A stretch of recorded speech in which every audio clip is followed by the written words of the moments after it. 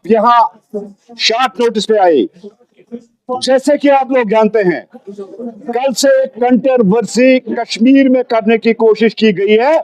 कश्मीर के अमन को फिर आग लगाने की कोशिश की गई है। आपको याद होगा 3 दिन पहले जब हजरत शाहीन की इनॉग्रेशन, जिसकी रेनोवेशन और ब्यूटिफिकेशन चेयरपर्सन साहिबा डॉक्टर दुर्गा इंद्राबी ने की है, 3 दिन तक किसी को याद नहीं रहा।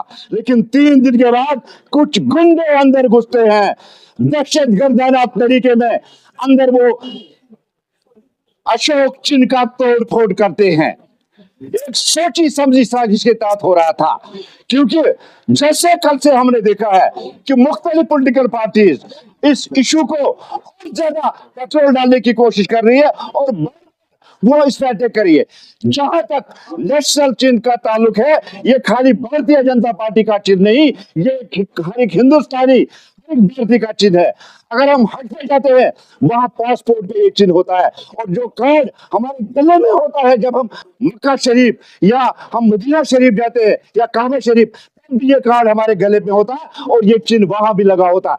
हम मस्जिद में नमाज पढ़ने जाते हैं, ये रुपयों पे लगा हुआ था, तब इनकी नमाज मकरूह क्यों नहीं होती? तब ये इस चिन्ह को बाहर क्यों नहीं छोड़ते हैं? बेसिकली इसके पीछे जो इनका एक मैसेज देने की कोशिश कर रही है, वो ये है कि कश्मीर के अमन को फिर ये आग लगाने की कोशिश करे, क्योंकि इनकी आंख को बाता नहीं है। जिस तरह से चेयरपर्सन साहबा ने मुकदम साहब चौरी शरीफ दरगाह की जिस तरह से उन्होंने ब्यूटिफिकेशन की और रेनोवेशन की है, इनको एक आंख भी बाता नहीं है।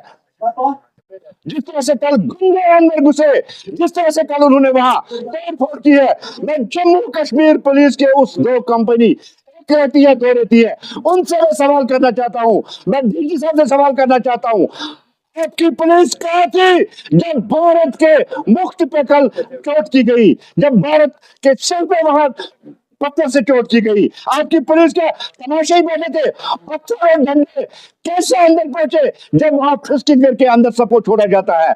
और आज हमें इस्लाम का दर्ज देने वाली पार्टियां, आज हमें इस्लाम दिखाने वाली पार्टियां, मैं उनसे सवाल करता हूं कि इस इस्लाम में लिखा है कि आप कब्रिस्तान में जाइए और फातिहा पढ़िए? कहाँ लिखा है? हमें इस्लाम सिखाने की कोशिश ना कीजिए। अगर किसी को एतराज था, हो सकता था इस अशोक चिन्ह को वहां लगाने के लिए डेमोक्रेटिक सेटअप होता है, एक डेमोक्रेटिक रास्ता होता है, जाके चेयरपर्सन साहिबा से या वक्फ बोर्ड से मिलके हमें एतराज है, ये आप नहीं लगा सकते, रिलीजियस प्लेस है, खुद उन्होंने कहा मैं हटवा देती।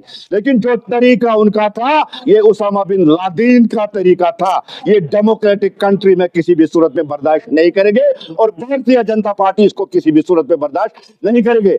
हम एलजी साहब, हम डीजी साहब से गुजारिश करते हैं कि जिन्होंने वहां तोड़फोड़ की, उनके खिलाफ सख्त कार्रवाई होनी चाहिए। और हम ये भी डिमांड करते हैं, जिस तरह से कल लोग वहां चप्पल और बूट पहन के अंदर घुसे हैं बेहरमती की उस दरगाह की, इसके पीछे जिनका हाथ है उनको भी कानून के शिकंजे में लाना चाहिए।